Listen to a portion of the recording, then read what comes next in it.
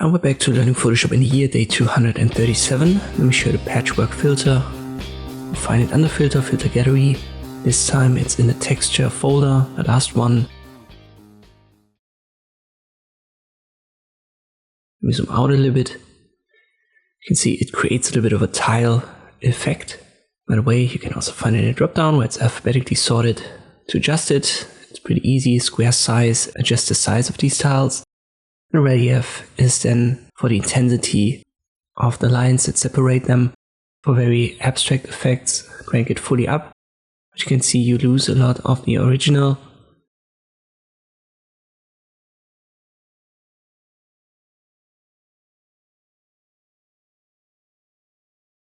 For the most part, you want to keep both values somewhat in center so that you can keep a lot of the details that were in the original image.